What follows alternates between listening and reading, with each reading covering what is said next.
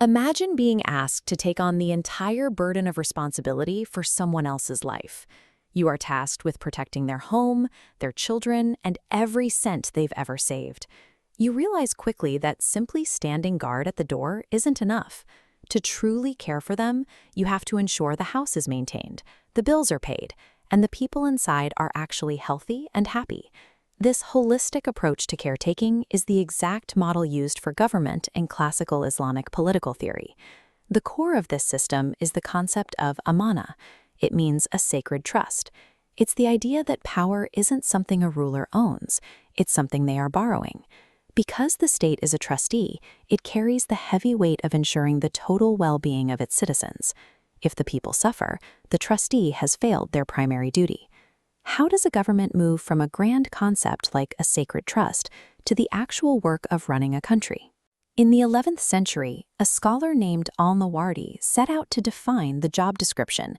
He wrote Al-Ahkam al-Sultaniyah. This text became the definitive guide for how an Islamic state should function.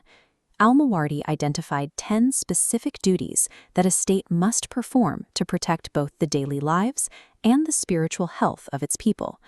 These 10 rules created a framework for society that has remained a point of reference for centuries. We can group these duties into 3 main pillars. Pillar 1 is the shield. It's the state's obligation to provide physical safety. This begins with defending the borders from outside threats and maintaining internal peace. The goal is simple. A person should be able to travel or run a business without fearing for their life or their property. With the streets secured, the state provides a different kind of safety, the administration of justice, or adl. This justice system acts as a check on power. Its specific function is to ensure that a person's strength or wealth doesn't give them the right to mistreat those who are weaker. To keep this order, the state enforces hudud. Think of these as the social red lines, clear public boundaries that protect the fundamental rights of the community and prevent chaos. When a state provides this level of physical and legal certainty, it removes the fear that usually prevents a society from moving forward. Beyond physical safety, the sacred trust extends to the economy. This is Pillar 2, the wallet. This diagram shows how the state manages public wealth. It collects taxes and zakat, the mandatory alms for the poor, and places them in a central treasury called the Bayt al-Mal.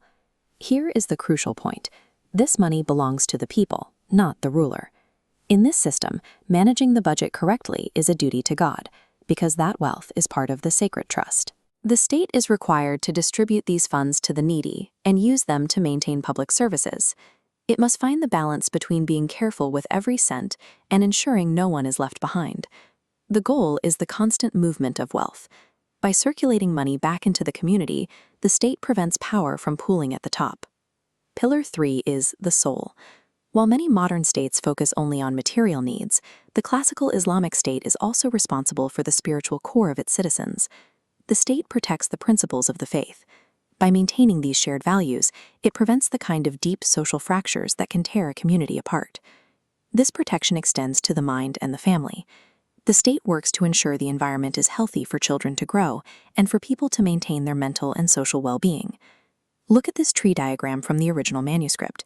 It represents the structure of the government. For this whole system to work, the leader has to carefully select the right people for every branch. A ruler's duty is to appoint only those who are both highly skilled and deeply honest. If a corrupt official is hired, the sacred trust is broken. Finally, the leader acts as the trunk of this tree. They are required to personally oversee the state's affairs. They cannot simply hand off their work to others and ignore the results. The most detailed set of rules is useless without an architect who stays on site. The purity of the system depends entirely on the leader's constant, active oversight. When we look at these 10 duties together, we see a government that is defined by its service, not its authority. Because every action, from paving a road to collecting taxes, is part of fulfilling a promise to God, these everyday administrative tasks are transformed. Doing the paperwork becomes an act of service to the Creator. This perspective challenges how we look at leadership in our own world. Does a leader act as the owner of the people, or as a humble trustee who is accountable for their well-being? Which of these 10 duties do you think is the most difficult for a government to get right? Tell us your thoughts in the comments. If you found this helpful, hit the like button and subscribe for more deep dives into history and leadership.